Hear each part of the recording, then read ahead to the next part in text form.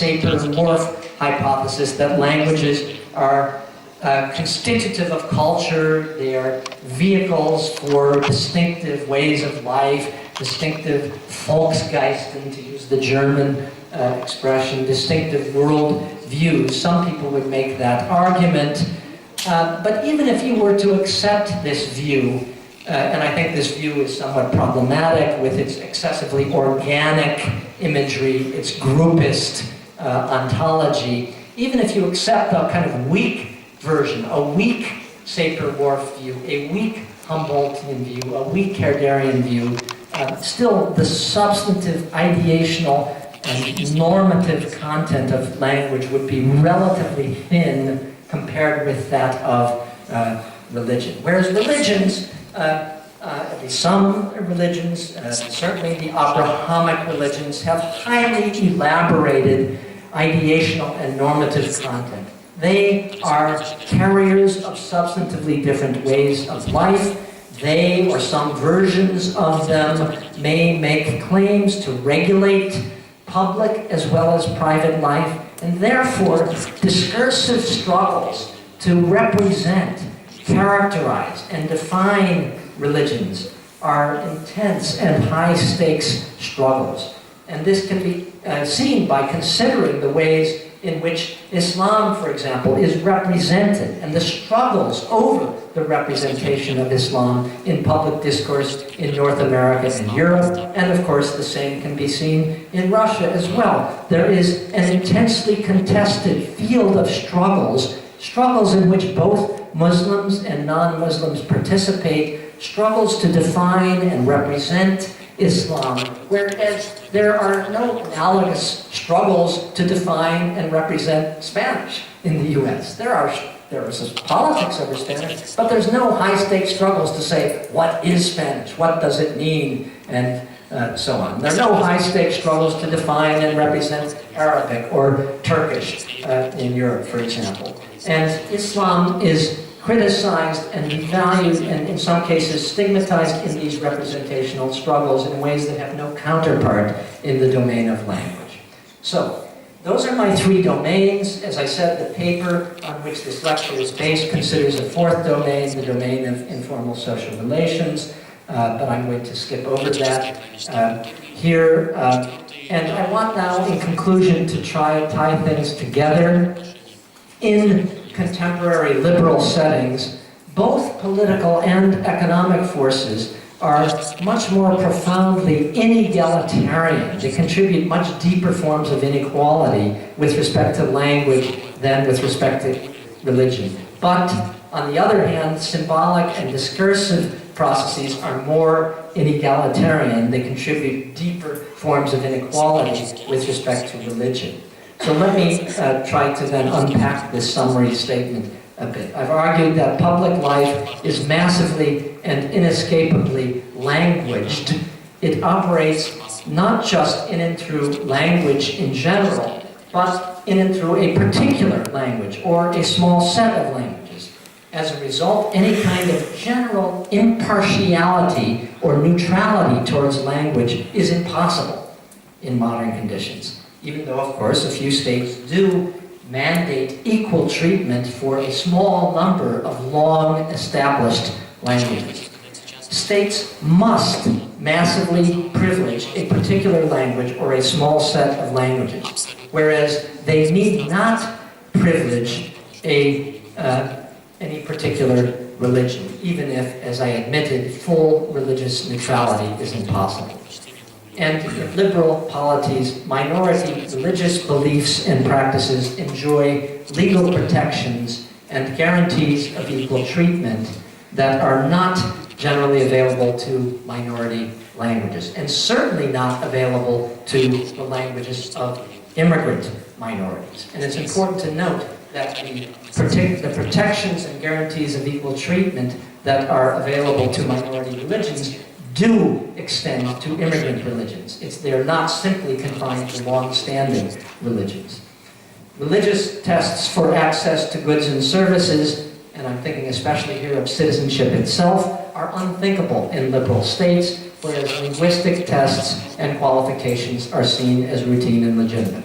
So political processes massively privilege one language or a small set of languages, and the same thing is true of economic structures and processes.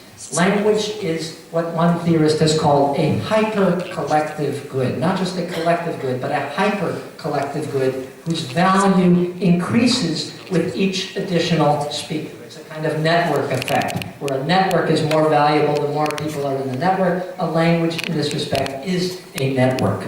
And this helps explain the inexorable spread of English as a global lingua franca, right? Because so many people already speak English as a second language, the others have a strong incentive to join this network, as it were, and speak English as a second language as well. It also helps explain the encroachments that English has made, even at the expense of state-protected languages on their home turf, notably in spheres like higher education and certain forms of business and science and so on.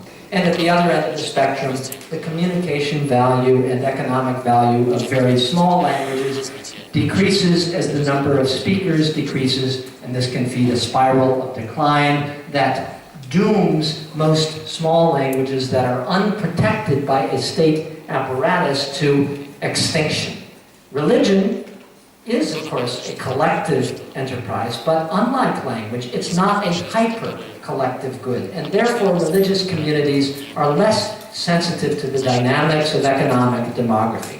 What's an example of this? Well, small religious communities may be able to stably reproduce themselves. They may even grow dramatically, even when they enjoy no special state support or privilege. And a good example of this would be the spectacular growth in ultra-Orthodox forms of Judaism in US in recent decades. So yes, it's true that in some cases religious movements show self-reinforcing demographic dynamics. They may grow very rapidly because of waves of conversion and enthusiasm, or they may decline rapidly. Religions, like languages, can go out of business. They can fail to reproduce themselves and disappear. But the point is that in liberal polities, the demographic dynamics of religion are less sensitive to economic costs and benefits than the demographic dynamics of language. So both political, legal, and economic forces massively favor state-identified, economically powerful, demographically large languages. But in liberal settings, they don't massively favor state-identified, economically powerful, and demographically large religions in the same way. And even beyond the sphere of liberal polities, for example, the fastest growing forms of religion worldwide, namely Pentecostal and charismatic forms of Christianity, are not backed by powerful states. Yes, Pentecostalism, in a sense, is culturally identified with the US, but it's not backed by the US government. It's not economically wealthy. In fact, it appeals globally to the poorest of the poor in marginalized countries in Latin America and Africa, although the participants often hope that participation may improve their economic standing and so on. So, if political and economic forces generate deeper forms of inequality between languages than between religions in contemporary liberal polities, discursive and symbolic processes generate more profound forms of inequality between religions.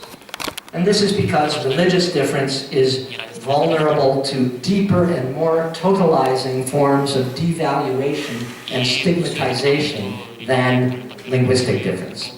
That is, as I've argued, both languages and religions may be devalued and stigmatized because of their association with devalued or stigmatized social categories. But in addition to this, religions can be more deeply problematized or devalued or criticized or stigmatized on their own terms because of their rich ideational, normative, political, and cultural content in a way that doesn't have any counterpart in the sphere of language. And religions are not only stigmatized, they're also stigmatizing, because religions are structures of authority that contain within themselves the resources for authoritatively devaluing or stigmatizing other forms of religious practice. So I conclude then by underlining the fundamental differences between language and religion as media of difference and inequality.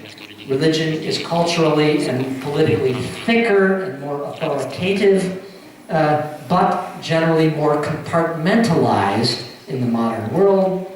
Language is culturally and politically thinner, though of course it's an important symbol of belonging and so on. Culturally and politically thinner, but much more pervasive. So to conclude in a single sentence, though of course it's a very oversimplified sentence, I would say that the major sources of religious inequality derive from religion's thicker cultural, normative, and political content, while the major sources of linguistic inequality come from the pervasiveness of language and from the increasingly and inescapably languaged nature of political, economic, and cultural life in the modern world.